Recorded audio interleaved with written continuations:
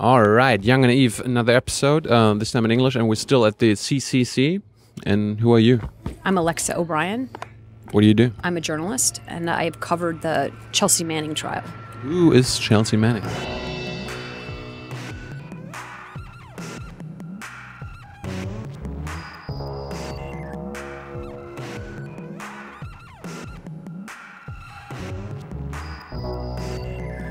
Chelsea Manning is an American soldier who was responsible for leaking U.S. government documents to an organization called Wikileaks, which published them on the internet.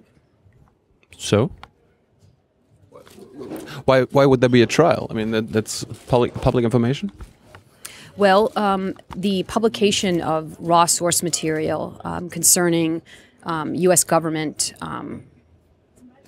diplomatic relations across the world, as private conversations, as well as, or internal thinking is a better way to put it, as well as unedited source material about the amount of casualties from the wars in Iraq and Afghanistan, as well as the low-level intelligence used to justify the detention of human beings at Guantanamo Bay, was very embarrassing for the U.S. government. And so they put Manning on trial for 22 charges, including aiding the enemy, to send a message to other people that there will be repercussions if you leak information to the press about their activities. So they were embarrassed, and they put him on trial because to scare others? They put her on trial to, to decentivize that kind of activity, because you have to understand that it is not that difficult to leak documents from the U.S. military. It's not difficult. No. Why? Despite the recent, over the last 2 years, the rhetoric from the Department of Defense in the United States that they have instantiated some kind of, protocol about quote-unquote insider threats, that people who work within those organizations, that they can detect, whether or not they're going to take documents and publish them or give them to the press. It's relatively easy to actually copy documents and to publish it on the internet. It's a lot of hype. They don't really have the technology in place. Explain first, how did he manage to leak those documents? How did he get them, and how did he leak them? He or she? It's she. Chelsea Manning came out after her sentencing, the day after she was sentenced to 35 years. And there was already in the court record evidence of gender dysmorphia or gender identity issues. She identifies as a female and is asked to be referred to as such, so that's why we say she. Okay. What was your question? How did she get those documents? I mean, what was her position in the army, in the military, and how did she leak it? Manning was a low-level intelligence analyst who was a Shia militia expert stationed in near Baghdad, Iraq. She was a very good analyst. She worked with the documents that she eventually disclosed. What she disclosed was 4 large data sets of documents and then some smaller disclosures. The 4 large data sets were diplomatic cables from a database at the State Department called the Net-Centric Diplomacy Database, which housed SIPDIS cables. And SIPDIS cables are essentially reporting from the embassies across the world that are classified secret or below. A lot of them, like 130,000 of them, were not even classified. And then also SIGACs, so significant activity reports from the battlefield. So this low-level battlefield reporting of incidents on the ground in Afghanistan and Iraq. So if soldiers went out on a trip in Iraq and something happened, yes, that's a sick act. That's right. Okay. And the documents in the Iraq war logs and the Afghan war diary, that's how they were published by WikiLeaks later on. Okay, he gave it to WikiLeaks. She gave it to WikiLeaks. Okay. She gave it to WikiLeaks. How? She actually, for the SIGAC, she uploaded them through the anonymous submission system from a Barnes & Noble bookstore in Rockville, Maryland, in early February. Sorry, Early February Of what year? of 2010. And then what happened? Did WikiLeaks publish it right away? They didn't actually. But she wasn't sure, actually, for a while if she had successfully uploaded it because they weren't published. But when she saw that the Reykjavik 13 cable had been published, that's when she knew that the submission system worked. So she continued to disclose information until she was arrested in late May of 2010. On the other hand, did WikiLeaks know who the leaker was? Well, no. There are, within the court record, chat logs between Manning and a WikiLeaks interlocutor. We don't know who that is. As some people say it's Assange, but there is no forensic evidence that it is. So there was a acknowledgement between a journalist and a source regarding particular issues. You can refer to the chat log itself. So I remember you mentioned those leaks, the Iraq leaks and Afghanistan, and there were diplomatic cables, right? And then there was diplomatic cables. Three leaks. 4 large data sets. Four. So the fourth is the Guantanamo files. So those were detainee assessment briefs of each of the detainees held at Guantanamo Bay. And then there are other smaller disclosures, like meaning smaller in volume. Yeah. 2 CIA Red Cell memos, one with a really weird title called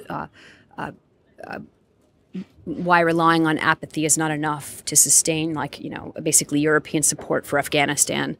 The title is actually Sustaining Western European Apathy.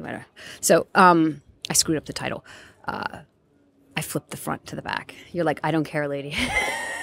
I trust you. And then there's also a 2008 U.S. Army counterintelligence memo on WikiLeaks that Manning was charged and convicted for the Espionage Act, under the Espionage Act, but it's mainly based on public reporting, okay. Which is really weird. Collateral murder. Yeah, I remember collateral murder. Wasn't that the helicopter that shot Reuters journalists or something? That's right. It was a U.S. Apache helicopter that gunned down at least 12 civilians, including 2 Reuters journalists, and children were also injured. So Snowden made those, not Snowden, Manning made those public. Yeah, Manning disclosed that to WikiLeaks. Okay. Did the U.S., the military, know right away that it was her? No. The military actually found out who leaked collateral murder through a chat log between a former hacker named Adrian Lamo, who posed as a journalist with Manning in a online chat. He posed. Meaning said he was a journalist and that everything that they would talk about would be held in confidence. And then later said that it would be held in confidence because he was a minister. Nevertheless, when Manning disclosed this information to him, he contacted a friend who formerly worked in U.S. Army counterintelligence, and then that person and one other individual contacted the Army CID, Army Criminal Investigation Division. So the military knew at that point. What happened next? Then what happened was, those chat logs take place over several days. So the Army investigators and other law enforcement arms, so the investigation of WikiLeaks and Private First Class Bradley Manning at the time was a joint partnership between the Department of Defense, Army CID, the Department of Justice, the FBI, as well as the Department of State, Diplomatic Security Services. It's the largest criminal investigation ever conducted into a publisher and its source. The Department of Defense investigation into Manning is closed because Manning has been convicted. However, the Department of Defense, right? Department of Defense continues to view WikiLeaks website as a criminal violation of the law because they continue to post classified information or have it posted. So therefore, there's no doubt that the counter-espionage division at the Defense Intelligence Agency is certainly has an open investigation into WikiLeaks.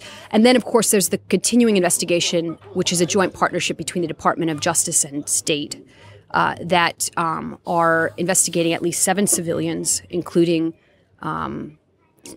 individuals like Jason Katz, Julian Assange, and others, founders, owners, managers of WikiLeaks. So back to the point, when Chelsea got caught, was she immediately put into jail, prison? Yes, in fact, the misinformation of Mr. Adrian Lamo that Manning had leaked top secret material, which she had not, was used to justify her pretrial detention. She's actually considered to be being held the longest prior to any court-martial of any other U.S. Soldier in history. Her court record is 45,000 pages long. It's also considered to be the longest court record of any in military law. And her trial has been unprecedented in so many ways. So how long, before the trial, how long was she already in jail? A year and a half. A year and a half? Yeah. And her trial kept getting pushed and pushed. I mean, she was detained in May 29th of 2010. Her Article 32, which is like a military form of a grand jury. So she goes before a judge, which is really actually called an investigating officer, who then reviews the so-called evidence and then says, okay, the prosecution wants to bring her up on these charges. We will refer this to a court-martial. So it's like that process. That happened in started December 16th, 2011. And then her trial, there was a long pre-trial, so it happened between February of 2012 and June of 2013 was the pre-trial. And then the trial on the charges themselves was from June 3rd, 2013 to August 21st of 2013. Almost 3 years later. Yes. Wow. Yes. Is it normal? It isn't normal. And the rationale that the judge and the prosecutors constantly used is, well, this is an unprecedented leak trial. Therefore, we can just throw all the rules out the window. So, her trial was continually pushed and pushed and pushed. And the speedy trial issue, the judge ruled that her speedy trial rights had not been violated. However, her defense counsel has said publicly to me that he expects that will come up on appeal, her speedy trial rights being violated. I mean, I remember Americans having the right to due process. Did she get that right? In my opinion, no. I think that Chelsea Manning's trial was unjust and unfair in a lot of different ways. And the speedy trial issue is one of them. Another really weird thing that happened in the trial, which I expect will come up on appeals, is the judge at trial, Colonel Denise Lind of the first U.S. Army district, basically changed the charge sheet after the close of evidence. So what happened? Yeah. What does that mean? So when you go to trial, you have charges. Right. Charges are really important because you have to notify the accused of what they're being charged with so that they can prepare a defense. So Manning was charged with 5 offenses related to stealing U.S. government property. The statute for that is 18 U.S.C. 641. So Manning, military prosecutors admitted, after the close of evidence that, Manning actually didn't steal the database. She was charged with stealing the database. She stole 24% of the Sydney database. So defense said, hey, listen, we were told with the charge sheet that we had to be on notice that she would be charged with stealing a database. Clearly, she didn't steal the database. The Army still uses every single database that she's alleged to have stolen. The State Department still uses the net-centric diplomacy. There's nothing stolen. And further to that, it's not the entire database. I mean, the records that she disclosed are a portion of it. So legal case law, clearly we were not given notice of this. So these charges should be dismissed. Mm-hmm. And the judge came back and said, you know what, we're going to change the charge sheet to say portion of the database. And this is after 3 years, after the close, they finished arguing. Huh. So that's going to definitely come up on appeal as well. I mean, it sounds like the judge sided with the prosecutors. All right, the prosecutors changed it. Okay, we're just going to run with it. Early on, we had hope because she seemed fairer, because she, made the military prosecutors turn over discovery from the State Department. The State Department was a puppet master in this prosecution. I mean, they helped the military prosecutors actually write their motions. So there's certainly a conflict of interest there. The State Department helped the prosecutors write their legal motions for this. And then also, if you just look at the, I'll give you another example of conflicts of interest. The investigating officer back at Manning's pretrial, remember Article 32 that I talked about? the kind of judge. Yeah, kind of a judge. His name is Lieutenant Colonel Paul Almanza. Well, he was also a prosecutor at the Department of Justice, which has an open, and had an open, continues to, open criminal investigation into WikiLeaks, and at the time into Manning. And so this investigating officer / DOJ employee actually was corresponding with trial and defense counsel using his DOJ email. And when defense asked him to recuse himself because clearly he had a conflict of interest, he refused. So No. he said he was impartial. So anyway, there's lots of issues like that. And that's why I say, coming back to the original question, that the trial was incredibly unfair. I'll give you another example. Nice. So because it was a military trial, we did not have access to any court documents. 22 charges, first time that aiding the enemy has ever been charged against someone who did not intend to aid the enemy. The charge was aiding the enemy indirectly. Sorry. It's fine. For leaks to the press. So 8 Espionage Act charges. I mean, this was a serious case. What's espionage? Espionage is a 1917 statute in the United States. 1917. 100 years old. That is intended to prosecute spies. So here it's being used against essentially a whistleblower, or even if you don't consider Manning a whistleblower, because not everything would constitute whistleblowing, a dissident.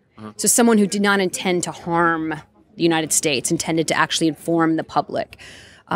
So 8 of those charges.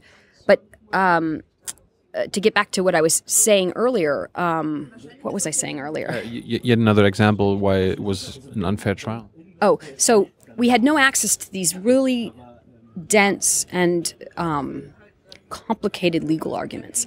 And oftentimes the prosecutor, especially in the pretrial, would just move or waive to not have an oral argument. So you couldn't even hear what the government was arguing legally. And this trial is has already set very broad legal precedents. So the spokesperson for the Military District of Washington, which was responsible for convening a fair and impartial trial for the accused, their spokesperson, who is distilling all this stuff to the press, who doesn't have access to legal documents, can barely understand what's being said in court because it's so complicated, was a former member of the prosecution and didn't disclose that to the press.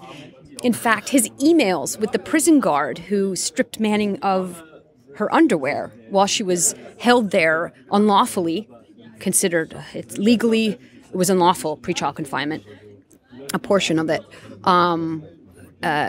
is explaining to the press and supposed to be a neutral, party. Clearly not a neutral party at all. So there was a lot of stuff like that going on. Let's turn to the actual trial. You were the only reporter at the trial? No, there was a group of 3 of us that were there every single day, and then there was others who came regularly, especially after the arraignment. It just depended, but there were at least 3 or 4 people who were steady there. So why only so few reporters? I mean, you said it was an important trial. I mean, from whistleblowers everywhere. Why the press didn't care?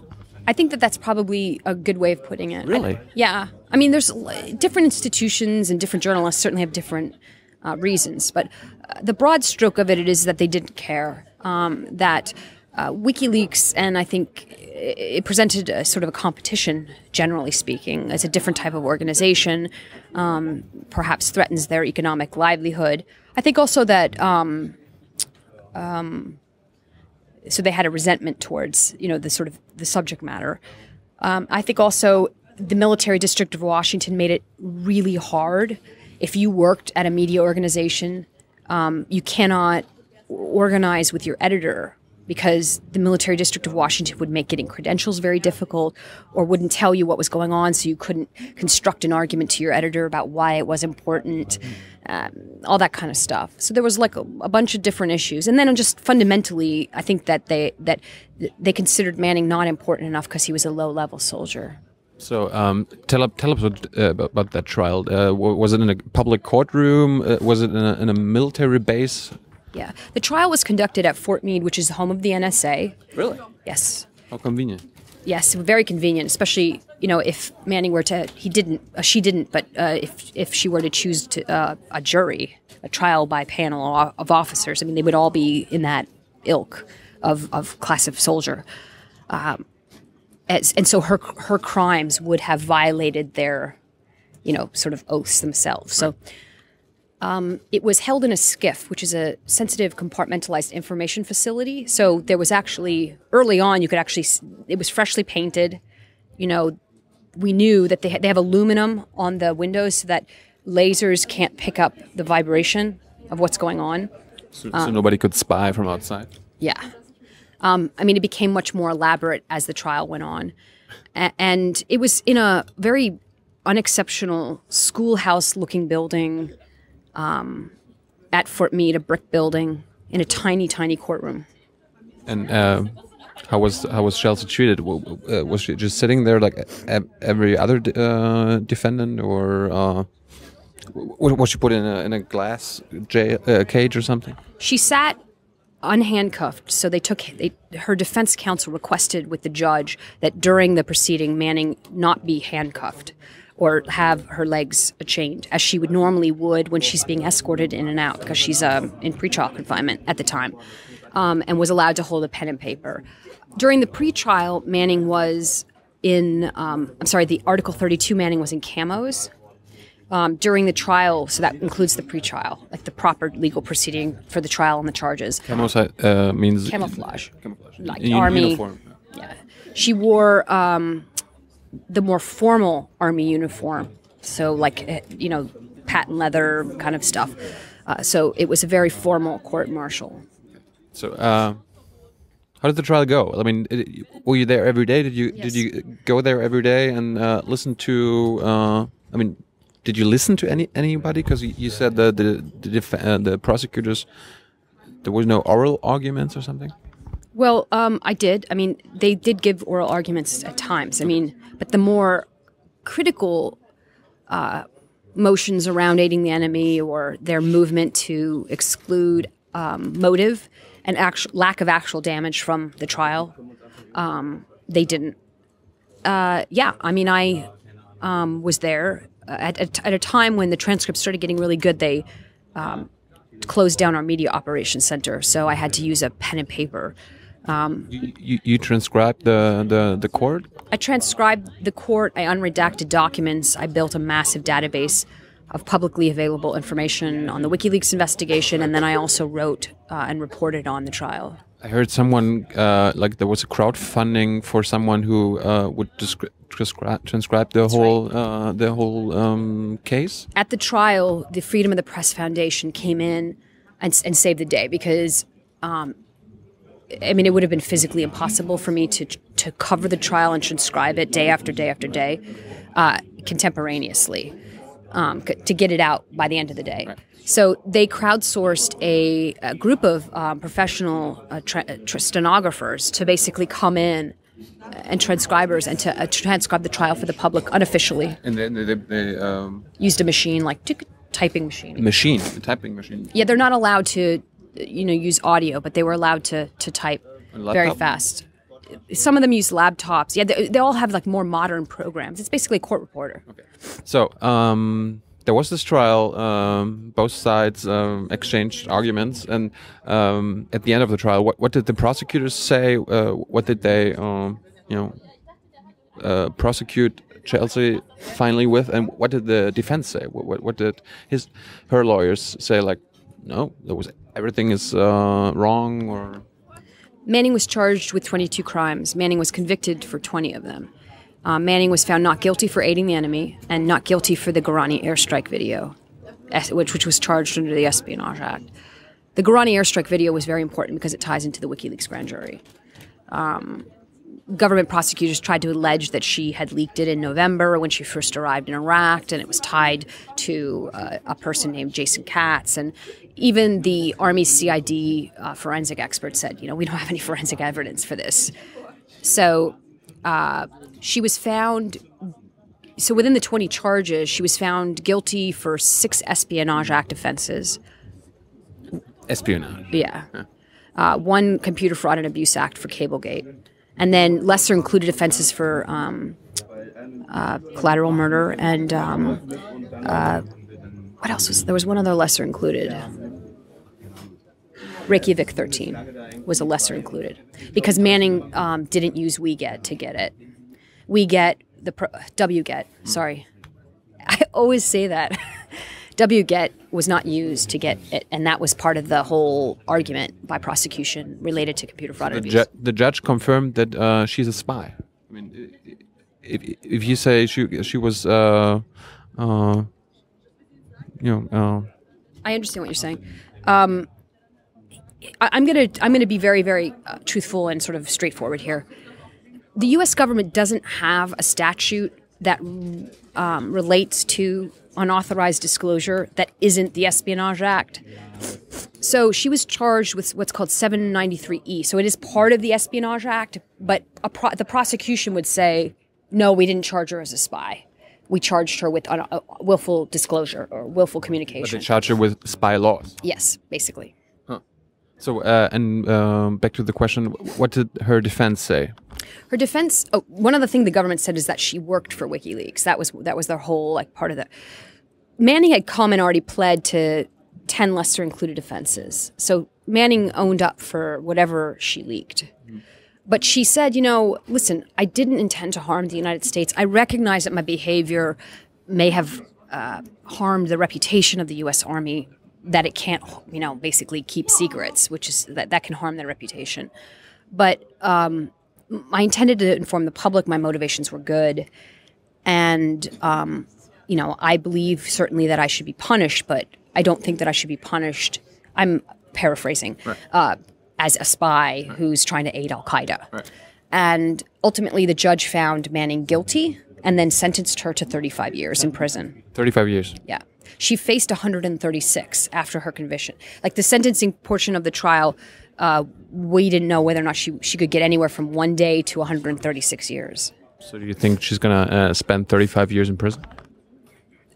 More will be revealed. I hope that she doesn't. I listened to your talk yesterday. You said we are going to get Manning out of prison. How? Well, like I said, more will be revealed. I'm not a master of the universe. You're not? No. Oh, too bad. And so I don't want to say things that I'm not a fool. Anything could happen. But I certainly know what I'm going to focus on. So I heard that Edward Snowden, followed the whole Manning case very closely. What did he learn from the Manning leaks? You have to ask him. I don't know. I'm not in his head, so. And certainly, generally speaking, not speaking for anybody but myself, I think that the intention for the Manning prosecution was to send a message to other people that this is what will happen to you if you leak, anything that we think is politically harmful for ourselves. Whose intention? I'm saying that the government's intention when they prosecuted Manning on 22 charges was to send a message that if you intend on leaking information to the press that we don't think is politically expedient for our interests, that you will be punished severely. But then Snowden came along, so I think it actually may backfire on them, and it kind of emboldened people as well. So, are you going to follow her case? Are you still following it? Yes, I am, and still reporting on it. I'm also following the U.S. investigation of WikiLeaks, which is a continuing investigation. That hasn't gone away. I'll write a book about the Manning trial. I'll write a book about the Manning investigation, the WikiLeaks investigation, and Manning's prosecution. So I learned from Jeremy Scahill that... I hope that my nose isn't running. That's fine. Not fine for me. and for your audience. No, But anyway. you sound great. One last thing before we close. I learned from Jeremy Scale that WikiLeaks is a new form of journalism. Why does the U.S. government want to prosecute it? Because the U.S. government wants to manage the message, and the U.S. government, the military especially, is in an information war. They want to control the information battle space, which is across the globe. You have to think about U.S. power and what it's based on. The ability of the U.S. Navy to control the oceans and the ability to control the information space, because in the military's own words, most people fight wars as spectators. So controlling that battle space is very important. That translates into controlling people's minds. So, that brings back the whole theme of the CCC and the NSA leaks. You say they want to control information. Now, this whole NSA thing makes sense. The NSA basically collects everything. Yeah. They try to collect every digital information that there is. Right? Yep. Okay. So at the end, there was one question from the internet. Let me get that real quick. Roland Taylor wants to know about the new Omidar and Greenwald venture. Have you heard about it? Yes. Do you think it's is it a problematic partner of Greenwald because I think Omidar's PayPal thing, they boycotted WikiLeaks? Yeah, I think it's highly problematic, and I've actually had an exchange with Pierre about this very issue on Twitter publicly. Can you first explain what happened? Well, Pierre is the chair of eBay, which is a complainant. Not only is a complainant in the PayPal 14 case. So eBay worked with the Department of Justice to bring criminal charges against, the 14 defendants. 13 just got arraigned. They had to plead to a felony count. Many of their lives have been completely ruined. Can't get jobs, called terrorists, loss of friends, kids getting beat up, all that kind of stuff. For a activity that caused absolutely zip damage, in the words of PayPal's own spokespeople. Sorry, my nose is running. eBay, according to one of the defense counsel for one of the defendants, filed an SEC filing claiming no damages. And yet they're trying to seek restitution from, 13 people who have done absolutely nothing except for essentially what's a digital sit-in. So there's that issue. I think that Pierre sort of... Pierre owns PayPal. He owns 10%. He owns 10% of eBay. He's the chair of the board. PayPal is owned wholly by eBay. And in fact, PayPal is a major part of the eBay business. So he's quite aware of what's been going on. In PayPal, it was possible a few years ago to make donations to WikiLeaks via PayPal, right? Yeah. I just want to finish up on the PayPal 14 issue. So the day of their arraignment, these 13 defendants at the time go into court, and Pierre starts tweeting that people should be lenient with the PayPal 14, which is completely, as I said to him, illogical, because he knows the plea agreement's been hammered out for over a year. It's a done deal. They're going into court that day. So that smelt, to me, of just a PR spin campaign. And then the second issue with Pierre is the WikiLeaks blockade. So here we have the marketing campaign for First Look, or about First Amendment and adversarial journalism and blah, blah, blah, blah. Well, today it costs relatively little to publish. If you look at the networked Fourth Estate, for example, that Bankler talked about in the Manning trial, the combination of both pro-amateur, serious journalists, as well as nonprofits, as well as organizations like WikiLeaks, and then larger media organizations, they all work in an ecosystem. If you look at the value of Manning's leaks, for example, it drove the cost down for Jeremy Scahill's book, Dirty Wars. So what Pierre has essentially done, we're talking about a theoretical structure here, by blockading WikiLeaks, MasterCard, PayPal, and Visa have driven the cost up of publication that is naturally, essentially free to distribute on the internet. So for me, the issue of a free press is not, how big is how many billionaires do I have funding my journalism? It's, do I have the capacity to raise funds if I get brought up on charges for publishing suppressed information or all the other costs that come along with doing national security reporting and the like? So once again, when he responded to the question on the PayPal blockade, he was evasive. He, tried to pawn it off on WikiLeaks, who is his competition, incidentally, no matter which way you slice it. And that's, competition is natural and fine. I'm just saying, let's call a spade a spade. Right. And tried to say it was like WikiLeaks confusion. Well, it was WikiLeaks confusion. It was the internet's confusion. It was Glenn Greenwald's confusion. It was the Freedom of the Press Organization's confusion. So once again, I think that what that revealed to me is that by his own words and actions in response to those two issues, that I don't trust him. So I guess you're not going to join their venture? I guess not. But why are Greenwald, Scahill, Poitras joining them? I mean, they're on the WikiLeaks side, as I understand. You have to ask them. Okay. All right. That's I mean, they can speak for themselves. I mean, I have great respect for Laura Poitras and Jeremy Scahill. I really do. I think their work has been phenomenal. More will be revealed. Thank you very much. There was a great interview. Yep. Thanks, Alexa O'Brien. Thank you. All right.